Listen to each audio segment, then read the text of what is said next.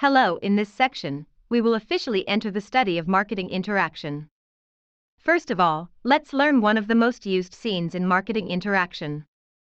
Our animation effects mainly include the following three categories: our motion trajectory and timeline.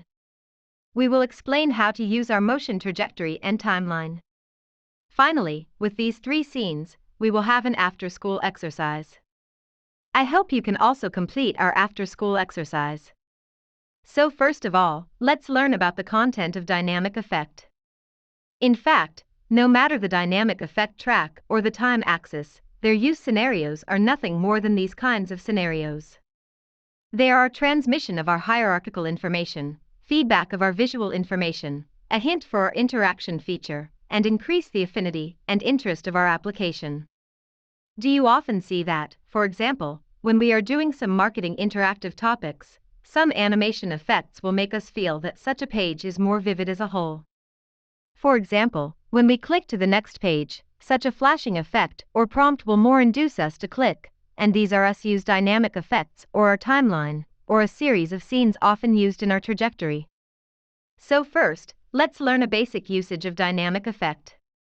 First, we need to select an object to add dynamic effect, and then widget lands how click our dynamic effect widget. Then, under the dynamic effect type, pull the menu to specify a specific dynamic effect, and finally we need to set some other property of dynamic effect. The usage is also very simple. I'll give you a simple demonstration next. Here we create a new application, which is called our animation. Here we directly select our absolute positioning environment, and then click to create it. Then we develop the same good habit. We first add a page under the front end, and then we first add a picture material under the page, such as such a cup. Let's put it here. It may be too big. Let's adjust it a little less. Okay, then let's give such a page a background color, give it a blue color, just such a color. Let's make an effect first, that is, we let such a cup fly it in from the top. How do we make this animation effect? Pay attention to these 3 points. First, select the pair to add dynamic effect. Like, who do we add motion effects for now?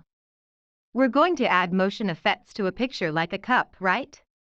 Then click the action widget in the widget column. We can see that when we select such a picture widget, and the widget on the left, there are only a few options left, including our track, our dynamic effect, and our dynamic effect group, and then we want to add a dynamic effect for it here, so we click a dynamic effect on this side, and when I click it, I can see that this is an additive. The process of Dharma is that now I add a dynamic effect, and such an attribute to such a picture. Therefore, such a dynamic effect is attached to such a picture. You can see that the hierarchical relationship is very clear. Let's select such a dynamic effect, and you can see that you can specify a specific dynamic effect in the drop-down menu of the dynamic effect type. There is an option such as dynamic effect type on the side. We can choose one by ourselves. For example, we have a flashing effect on the side. Let's have a look at the preview. Click the preview trend, and you can see that there is a flashing effect on the side. Similarly, there are many types to choose from. For example, let's have another entry class, for example, an effect of bouncing down. Let's have a look. We can see that it's going to drill down from the top. Is this the kind of effect we want? And then we can use it if there is an autoplay here. What does autoplay mean? That is, when such an application is loaded out of the page, it will automatically play such a dynamic effect. Then he has the history of object hiding, that is, when we trigger such an event to hide, he will play the dynamic effect, and when we click the mouse and move in the mouse, including our manual call, that is, we use the event to trigger such a dynamic effect. Just choose an appropriate trigger time. Then there is a dynamic duration here, and the dynamic duration is such a trend. If you want to play it for a few seconds and let it finish a play, you can set as many as you like. For example, if you look at it now, let's preview the dynamic duration and finish it in 1 second, then let's make it a little faster. We change it to a 0.5 second, and then we can see the speed of it in the preview dynamic duration. It's faster. In fact, 1 second is quite appropriate. I'll change it back to 1 second. Then there is a startup delay here. What is our startup delay? When you trigger such a trigger opportunity, it will play again in a few seconds. For example, we add a 1-second delay here. When I preview the dynamic pin, I can see that the dynamic effect is triggered after a second, so the startup delay is also set according to your own needs. Then there is a number of times to play it. You need to play it several times. You can select a number of times to play it here, and check a loop to play it here. What effect is it? Will it inhibit and trigger such a dynamic effect? For this side, we may need to have a preview to have such a loop play effect. It can be seen that there was no tragedy at the beginning, and then when the page was loaded, it kept playing such a moving pin. Because I checked a circular play here, it will play all the time. Here, we cancel the circular play first, and we can see that it entered such a cup from top to bottom. This is a simple use of our dynamic effect. Let's review the adding method of dynamic effect. First, we select the dynamic effect to be added, and then click the dynamic effect widget. After clicking the dynamic effect widget, we set a series of property, including the trigger time of its dynamic pin type, or whether you want to cycle play, whether you want to hide, and a series of effects. In this way, we have completed a simple use of dynamic effect. But what else can you do besides a series of dynamic effects prefabricated here? You can still customize a dynamic effect. How can we customize a dynamic effect? Here I will teach you such a method. Here we add a widget. We select the front end and add a picture. For example, there is a donut here. We change the width and height of the donut to 100 and 100 to make it a circle. After that, we will add a custom movable pin for him. How to add a custom movable pin? First of all, select our dynamic widget and click it. You can see that there is a dynamic effect coming out here, and then select such a dynamic effect. What is the first one in the drop-down menu? Let's add a custom dynamic effect. Let's choose an effect to add a custom dynamic effect, and then what effect do I want to have? I just want such a dynamic effect to shake on the left, then it returns to the middle, then shake on the right, and then return to the middle, so it has an effect of swinging left and right.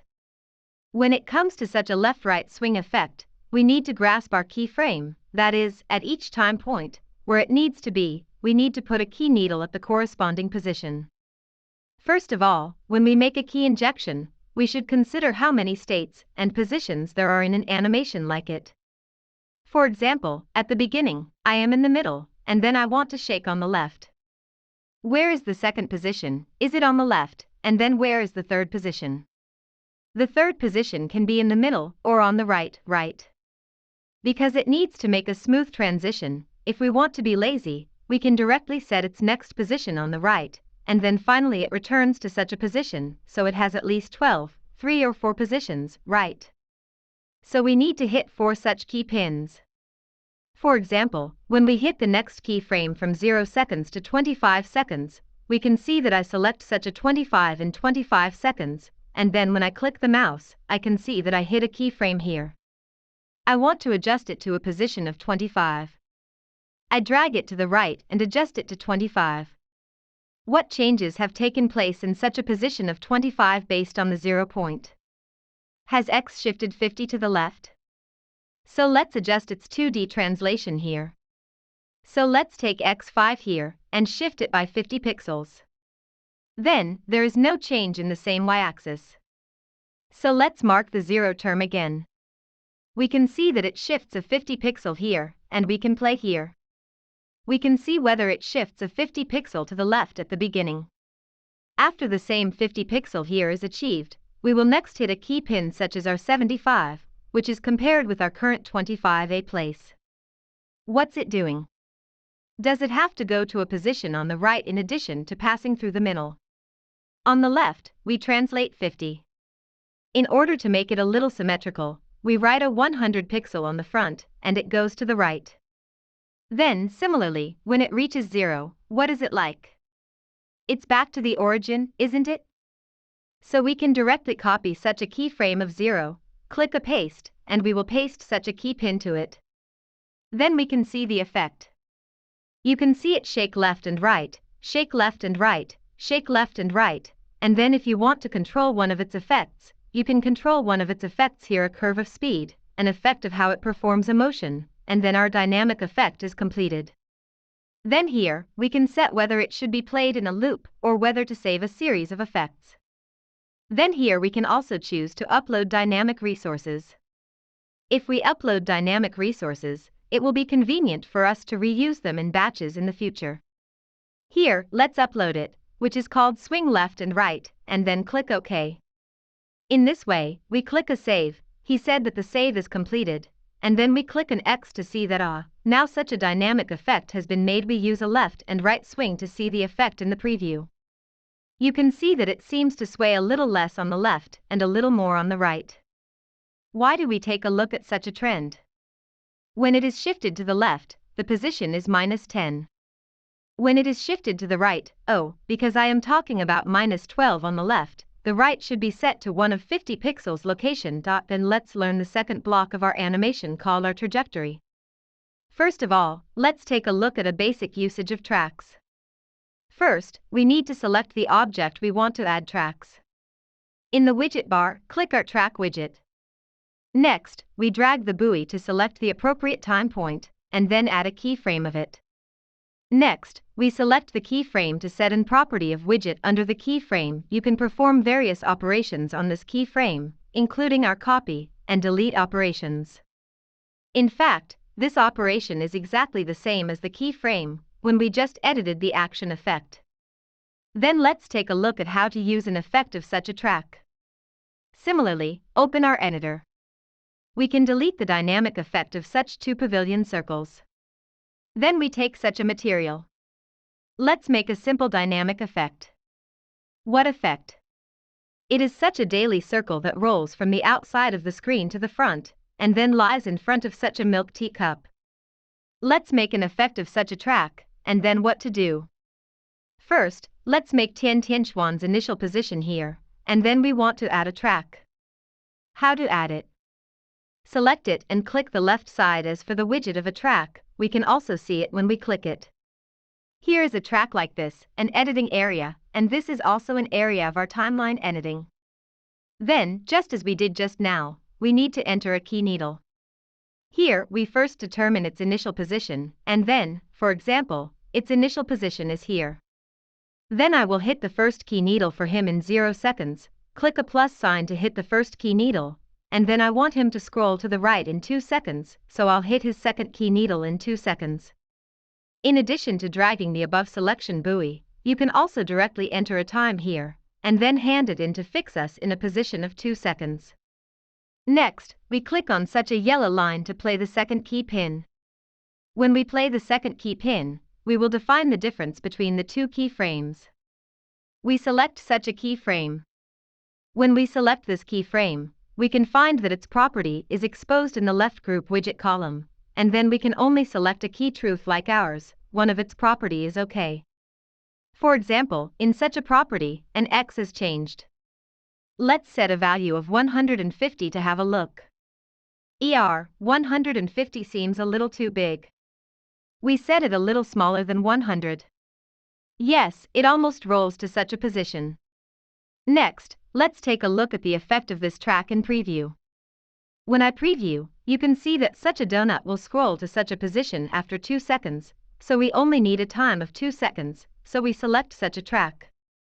Let's set a time length, an original time length for it, just change it to 1 for 2 seconds. In this way, it will float from the left to our right in 2 seconds. You can see the effect of such a basic track. Of course, some students may say that I seem to think such a track is a little too ugly and very aesthetic. Now that it has come out, its donuts should rotate out, right? Now that we are going to rotate it, what property should we modify? We can select the second keyframe. Some students have already thought about it. If I change a rotation angle here to a 360 degree, is it equivalent to a circle? What effect will the final demonstration have? Let's take a look at the preview. We can see that it is transferred to our area like this. Why is it transferred to such an area like this? Have we talked about it before when we were studying? What do we have a property called? It is our central origin.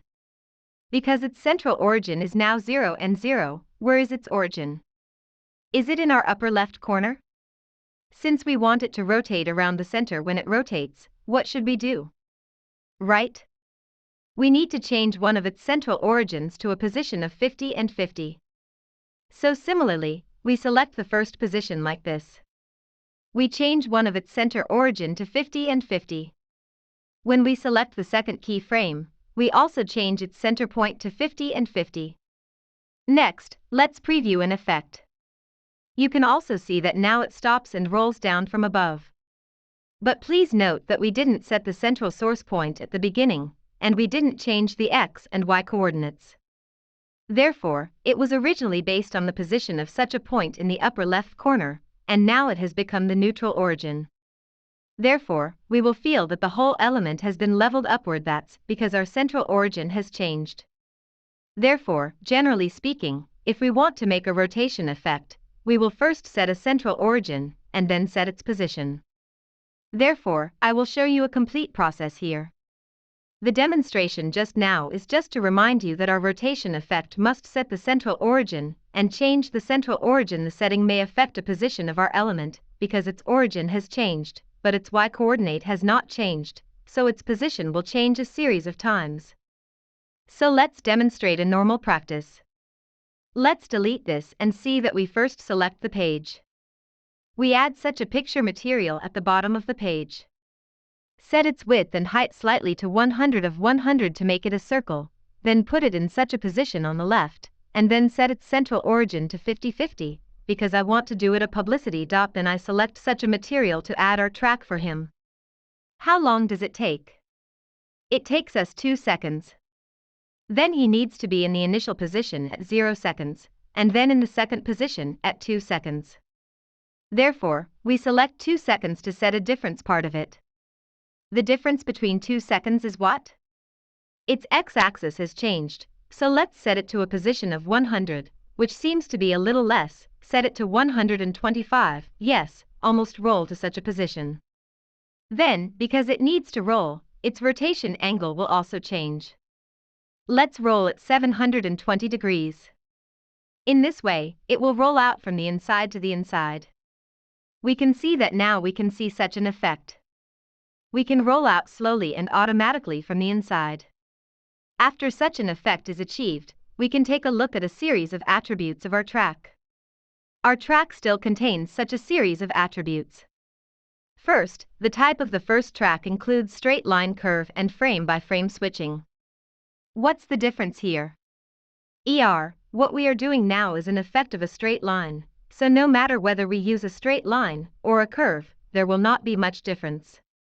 Here we can simply demonstrate it for you.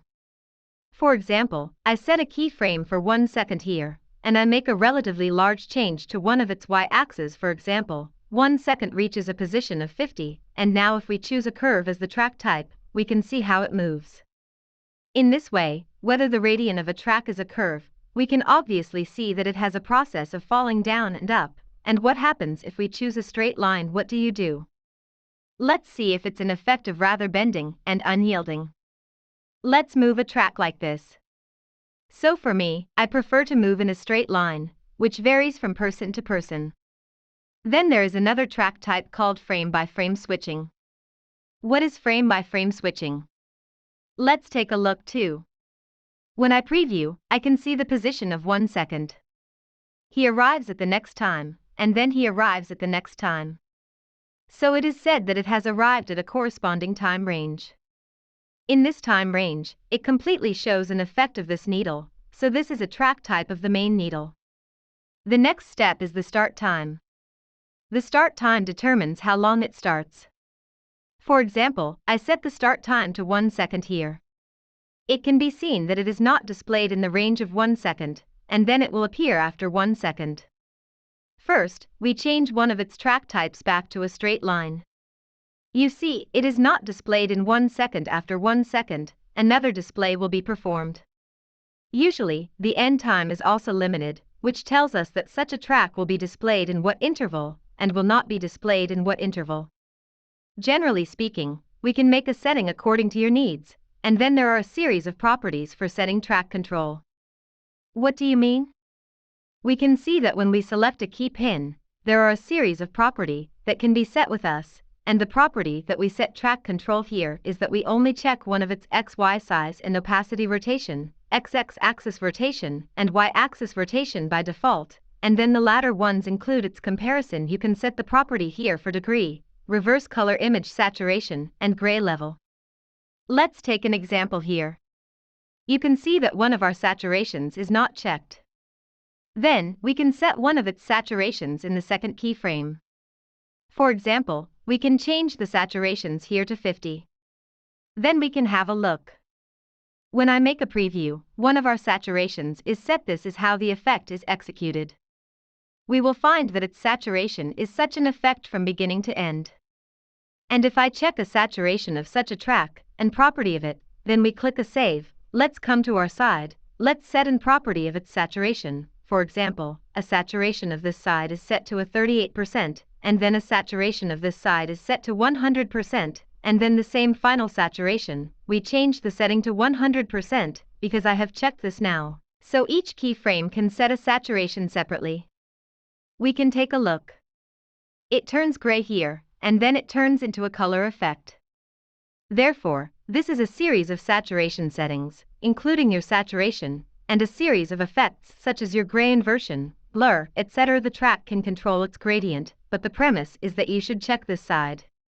If you don't check it, there will be no effect on this side. Similarly, if you find your x-axis rotation, y-axis rotation or size, width and height, the setting you checked here seems to be useless. You need to see if you have cancelled an option here, and then let's save it here. Then there are some playback settings. In fact, the playback settings are almost the same as one of our dynamic effects. That is, it includes an automatic playback effect, the effect of circular playback, the original duration, and then a playback speed. For example, if I want it to play at twice the speed, it will automatically help us calculate an effect of its actual market, and then it will play the idea faster, and here we check its automatic play, and then remove the needle in the middle of it. In this way, it is in effect rolling from the left to the right. Let's take a look at the preview, and we can see that the effect we want now appears. Then we will talk about our time axis. The use of time axis is very simple. First, add our time axis widget, and then add multiple tracks that need unified scheduling to our time axis. Note that there is a keyword called unified scheduling here. Note that we need unified scheduling under the same time axis, and then we go on to set such a track under each timeline. This completes the usage of our timeline. How to use the timeline? I'll give you an effective demonstration. For example, in addition to a donut here, after rolling out from the left, I also hope that a donut on the right will roll out after a second. If we use what we have learned now, how can we achieve such an effect? First, can we add a donut on the right, and then what can we do after adding a daily circle here? We can set its width and height. For example, when parking here, I didn't set it to 100 and 100. Because I want it to roll out, I set its origin to 50 in advance, and then select it to a suitable position. Then what are we going to do next? We're going to add its tracks, right? Let's select the effect of such a track. Because it needs to roll out after 1 second, we can also set the length of its track to 2 seconds, and then we change the track type to a straight line. But where should we play the first key? Should we start from 1 second? We select this side, and then hit his first key pin in 1 second, and then hit its second key needle in 2 seconds, and then we choose 2 seconds. What effect does it have in 2 seconds? Its X first changed, right? Let's reduce its X. For example, at 200, it seems a little too small. 255 is right, it should be appropriate, and then its rotation angle will also change. Let's think about its rotation angle. What should we set? That is, if I set the publicity angle here to 360, how does it roll out? Let's see if the wheel rolls back, but the man comes out slowly. Does it seem to be very consistent? This is because it rotates. If we set it to rotate clockwise, it is indeed positive, and we should now rotate it counterclockwise, so we should refer to a negative 360. Okay, let's take a look again. Such an effect should be appropriate. Then next, we also set up an effect for this track. This should be the heads in the automatic playback, right? Then we will have a preview to see a real effect. After you've seen it for a second, you can play it again. Oh, because I set a multiple of it here, turn it off first. Let's have a look. Do you think it's still an effect of merging the two things here? We hope he will start again in a second, and then he will roll to the middle in 2 seconds. But what some students want to ask is, if I have a lot of tracks to integrate, what should I do? Note that our timeline was created specifically to do this. Here we add such a timeline under the page, and then we drag these two materials, our donut and another donut, into our track. What can you find? It is in our track that he will directly load all the tracks of our two pavilions here, and then when we have a preview, we can directly see the effect of a preview of it. So in this way, we don't need to set each track separately. We drag all tracks into our timeline for a unified scheduling. So please pay attention.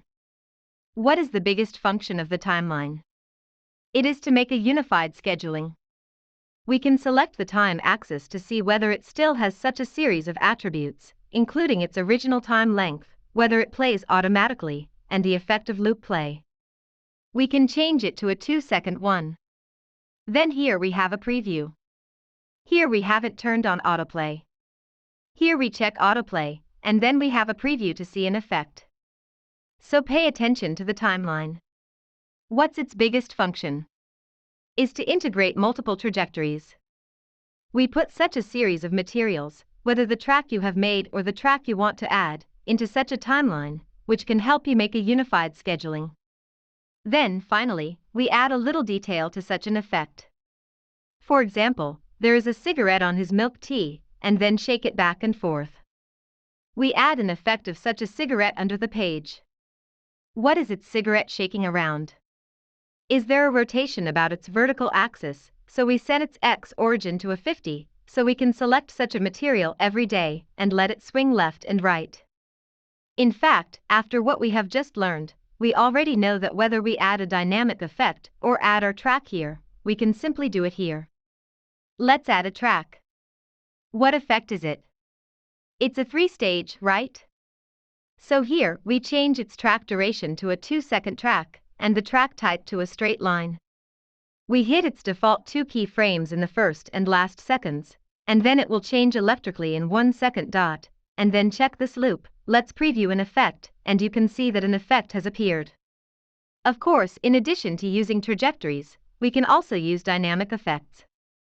How to do dynamic effects? We still have a simple demonstration for you. We delete this track. When we select it, we add a dynamic widget for it. Then we don't choose the same dynamic pin type here. But there must be a suitable dynamic effect below. We directly add a customized dynamic effect here, and then review me a method for making custom dynamic effects. This is a 3-stage dynamic effect, so let's first put 3 key needles at the last point of the 0 point, and at the middle 50. What's the only difference? Is it right in the middle of the key needle that a rotation of its y-axis occurs? So when we select such a point in the middle, we set a rotation of its y-axis to 180, and then we can preview the effect. We can see that it completes the production of a whole and a dynamic effect, and then we directly click here to save it. That's it. Then we have set such a dynamic effect for him. Then we can preview it. Oh, since we just set the original point for this milk tea, we don't need to set another original point for the original point that we manually set. So we can restore the original point here like a preview to see an effect, so it is very beautiful. Then we can take a look at a dynamic effect here. What is it? It is hidden before it starts and passes for a whole second before it reaches such a position. So what should such a dynamic pin do? Should it also make a concession? So how long should its startup delay be? It will be played after 1 second, and then it will start to hide before playing, and then it will be played in a cycle. Let's see an effect. You can see that the smoke here will appear after 1 second, and then you will play in a cycle. Okay, so we'll finish a classroom exercise. Here are 2 homework assignments for you. We'll give you a comment in the next class. In order to consolidate our dynamic effect practice, it is necessary to complete these 2 assignments in person. There are 2 assignments. The first is the lollipop we can dance, and the second is our analog clock. Let's take a look at the effect of a demonstration of it. First of all, let's look at a demonstration effect like the lollipop we can dance. We can see that when the page is loaded, it will automatically jump up this side, and then it will scratch back from the bottom. This is an action effect, and it will play a loop. What is the key to our animation effect? It is to find out how many keys it has, so you can find out how many keys we need to set the property according to its position. Similarly, our second effect is that the hour hand and minute hand here are rotating all the time, and then there is an effect like an analog clock. Then these 2 are in class homework. We will give you a simple explanation in the next class. That's all the content of this section. Thank you for watching.